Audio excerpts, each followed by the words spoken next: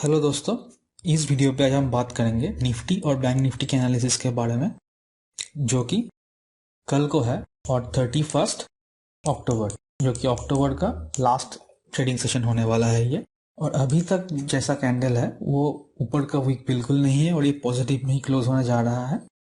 तो ये जो डब्ल्यू पैटर्न के बारे में मैं कह रहा था वो तो कंप्लीट हो चुका है, लेकिन यहाँ पे एक नैरो रेंज बनाया है 4 कैंडल का, और इसको अगर ऊपर को की तरफ ये ब्रेक करता है तो हमको एक मूव ऊपर की तरफ बहुत बड़ा अच्छा मूव देखने को मिल सकता है और ये स्लो एंड स्टेडी ऊपर को जाएगा। यहाँ पे जितना ये रेजिस्टेंसेस है ये सबको वो हिट करते हुए ऊपर को निकल सकता है।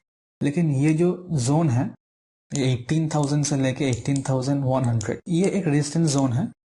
तो यहाँ तक जाने के बाद अगर यहाँ से कुछ सेल ऑफ भी आता है, थोड़ा हमको कॉशियस रहना होगा, लेकिन अगर इसके ऊपर ये निकल जाता है तो फिर ये अल्ट्रा बुलिश हो जाएगा और यहाँ से एक शार्प रैली हमको 18,500 तक देखने को मिल सकता है कमिंग डेज में। वो निफ्टी अभी 60 के रेजिस्टेंस पे है, तो यहाँ पे थोड़ा अटक सकता है और ये थोड़ा नीचे आ सकता है अगर ये रेजिस्टेंस जोन से सेल ऑफ आए तो हम देखते हैं कि कल क्या कर सकते हैं।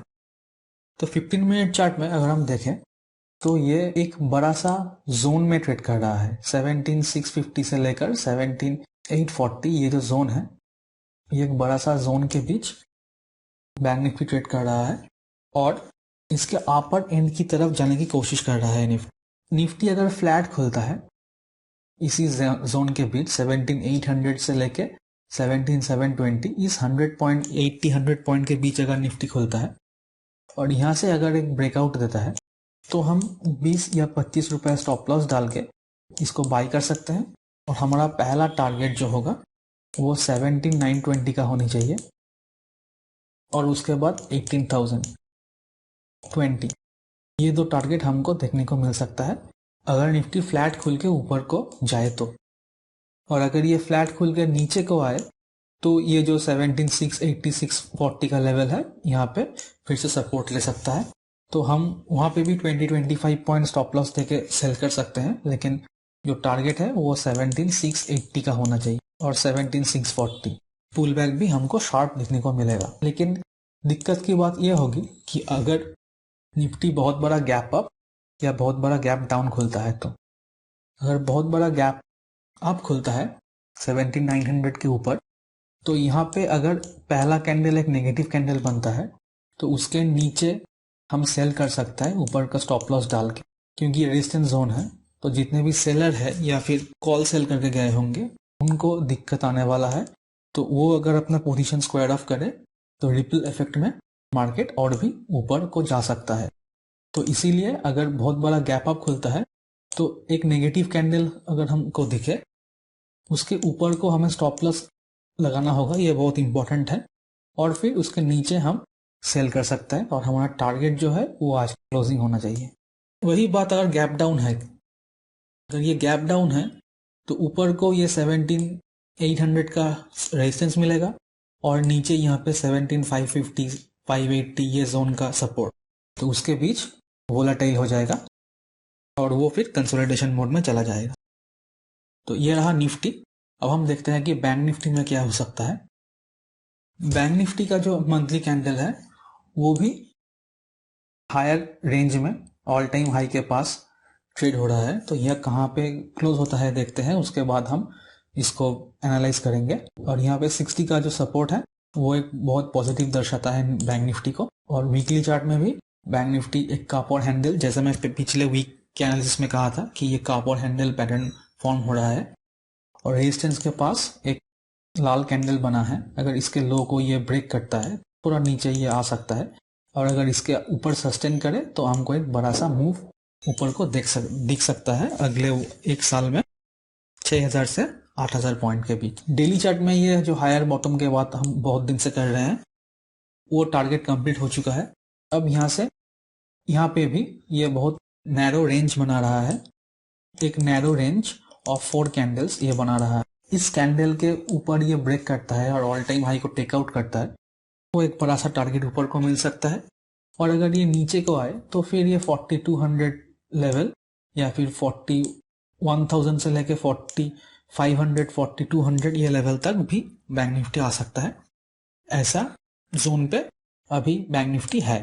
तो कल हम क्या कर सकते हैं, कल अगर बैंक निफ्टी इसी जोन के बीच खुले 41,100 से लेके 40,900 इसी जोन के बीच खुले और यहाँ से ऊपर को ब्रेकआउट दे तो हम 80 पॉइंट स्टॉप लॉस डाल के इसको बाई कर सकते हैं और हमारा टारगेट 41,400 लेवल तक होना चाहिए। 41,420 लेवल तक बैंक निफ्टी जा सकता है। लेकिन अगर ये नीचे को आता है तो 40,800 पे पहला सपोर्ट मिलेगा और 40,800 से अगर ये बाउंस बैक नहीं करता है और ये 40,800 के नीचे ट्रेड करता है तो हमको फिर 40,400 तक एक बड़ा सा टारगेट मिल सकता है, जो कि हम पहला टारगेट 40,510 का होगा और अगला टारगेट 40,400। ये दो टारगेट हमको दिखने को मिल सकता है। अगर 40,800 थोड़ा बहुत गैप डाउन या फिर इसी जोन में फ्लैट खुल के अगर बैंक निफ्टी नीचे को आता है और 40,800 लेवल पे ट्रेड करने के बाद एक नीचे का सही ब्रेकआउट देता है तो हमको नीचे की इस लेवल्स मिल सकता है। लेकिन फॉल करने के बाद एक पुल बैक भी शार्प यहाँ से हमको दिखने को मिलेगा। लेकिन अगर ये इस जोन को ब्रेक करता है बैंक निफ्टी और ऊपर को निकलता है तो हमको एक स्मूथ अपसाइड भी दिख सकता है। लेकिन यहाँ पे भी अगर एक बहुत बड़ा गैप अप या गैप डाउन खुलता है, अगर गैप डाउन खुलता है तो 40,400 से लेके 40,000 41,000 ये 400-500 पॉइंट के बीच में ये वोलेटाइल हो सकता है और कंसोलिडेट कर सकता है अगले मूव के लिए। लेकिन अगर ये बहुत बड़ा गैप अप खुलता है तो हमको प्राइस एक्शन देख के ट्रेड करना चाहिए, क्योंकि जो लोग यहाँ पे कॉल सेल करके गए हैं ये ऑल टाइम हाई के आसपास ट्रेड कर रहा है तो यहाँ पे बहुत से कॉल शॉर्ट होंगे इस जोन पे। तो अगर बहुत बड़ा गैप अप होता है तो ये कॉल सेलर को they need to run for cover, और अगर ये अपना पोजीशन स्क्वायर ऑफ करना शुरू करता है ये कॉल सेलर तो उसके रिपल इफेक्ट में बैंक निफ्टी भी एक ऊपर की तरफ जा सकता है। लेकिन अगर ये पहला कैंडल एक नेगेटिव कैंडल बनाता है, क्योंकि जो लोग यहाँ पे बाई करके गए होंगे उनको भी एक प्रॉफिट मिलता होगा, वो अपना पोजीशन स्क्वायर ऑफ कर सकते हैं। तो यहाँ पे अगर एक नेगेटिव कैंडल मिलता है तो उस कैंडल के नीचे हम सेल करेंगे ऊपर का इस कैंडल का हाई का स्टॉप लॉस डाल के, और हमारा टारगेट ये 40,000 लेवल तक होना चाहिए। लेकिन अगर ये इस हाई को क्रॉस करता है तो फिर रिपल इफेक्ट में मार्केट और भी स्ट्रेच हो सकता है ऊपर की तरफ। को प्राइस एक्शन देख के ही ट्रेड करना चाहिए। जो व्यू है मेरा वो बुलिश की तरफ है कि मार्केट अब यहाँ से बुलिश होना चाहिए। तो पहला स्टॉक है अतुल इंडस्ट्रीज और अतुल लिमिटेड। ये स्टॉक बहुत ऊपर की प्राइस से लगातार लोअर हाई और लोअर लो बनाते हुए नीचे आ रहा है, फॉल कर रहा है, और यहाँ पे RSI भी 40 रेजिस्टेंस पे है। तो यहाँ से एक पुल बैक के बाद एक बड़ा सा नेगेटिव कैंडल बनाया है अतुल ने। तो अगर इस लो को ये ब्रेक करता है, अगर फ्लैट या थोड़ा बहुत ऊपर नीचे खुल के इस लेवल को ये ब्रेक करता है तो फिर एक और फॉल हमको दिख सकता है जो कि ये लेवल तक इसको ला सकता है।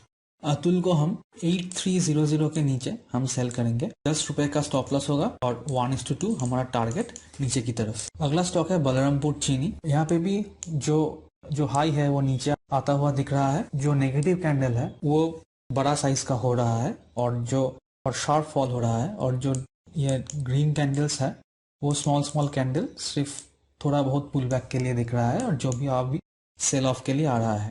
और ये जो एक रेंज है एक इंपॉर्टेंट सपोर्ट जोन को ब्रेक करके एक बड़ा सा कैंडल देके नीचे क्लोज हुआ है, और RSI भी 40 से नीचे चला गया है विथ ए बिग वॉल्यूम। 309.50 के नीचे इसको सेल करेंगे। 2 रुपए का स्टॉप लॉस होगा, और यहाँ से अगर हमको सेल मिलता है तो एक शार्प फॉल हमको मिल सकता है। तो 1:2 मिनिमम टारगेट रहेगा, और उसके बाद हम इसको ट्रेल भी कर सकते हैं नीचे की तरफ। अगला स्टॉक है टाइटन। टाइटन यहाँ पे एक रेजिस्टेंस लेवल है, ये हाई की तरफ ट्रेड कर रहा है, और ये जो ट्रेंड लाइन है ये ऊपर आता हुआ दिख रहा है, यानी बायर स्ट्रांग है और सेलर ये जोन को मल्टीपल टाइम टेस्ट कर चुके हैं। तो अगर यहाँ से एक ब्रेकआउट होता है तो एक बड़ा सा ब्रेकआउट हमको देखने को मिल सकता है। लेकिन इंट्राडे में जो रेजिस्टेंस भी होगा वो भी इसी लेवल के आसपास हमको मिलेगा। तो अगर टाइटन इस लेवल को क्रॉस करता है तो रेजिस्टेंस तक हमारा इंट्राडे का टारगेट होनी चाहिए। तो हम इसको 2740 के ऊपर बाई करेंगे। 4 से 5 रुपए का स्टॉप लॉस होगा और 1:2 टारगेट। और यहाँ पे RSI भी 60 को क्रॉस कर रहा है, तो एक शार्प मोमेंटम हमको ऊपर की तरफ देखने को मिल सकता है। और अगर ये रेजिस्टेंस लेवल को ये तोड़ता है तो ये फिर एक स्विंग ट्रेड में भी कन्वर्ट हो सकता है। अगला स्टॉक है हिंदुस्तान एरोनॉटिक्स। यहाँ पे भी एक जोन पे ये ट्रेड कर रहा था, यहाँ फॉल करने के बाद वो भी एक हायर बॉटम बनाता हुआ ये ऊपर को जाने की कोशिश कर रहा है। और RSI भी 60 के ऊपर निकल चुका है और ये जो जोन है इसके ऊपर ये ट्रेड कर रहा है। तो अगर ये कंटिन्यूएशन में जाता है तो यहाँ पे भी एक बड़ा सा मूव हमको ऊपर की तरफ देखने को मिल सकता है। तो इसको हम 2530 के ऊपर बाई कर सकते हैं। 4 से 5 रुपए का स्टॉप लॉस होगा और 1:2 टारगेट इंट्राडे के लिए। ये भी अगर इस लेवल को क्रॉस करता है तो हमको 2600 या 2650 यहाँ तक के शॉर्ट टर्म टारगेट्स भी मिल सकते हैं। एक वर्ड ऑफ डिस्क्लेमर कि मैं एक सेबी एनालिस्ट नहीं हूँ। ये जो भी स्टॉक्स और लेवल्स है ये सिर्फ एजुकेशनल पर्पसेस के लिए है और नॉलेज देने के लिए है। तो अगर अब ये वीडियो आपको पसंद आए तो एक लाइक और सब्सक्राइब जरूर कर दीजिएगा। I hope you enjoyed this video and thank you for watching.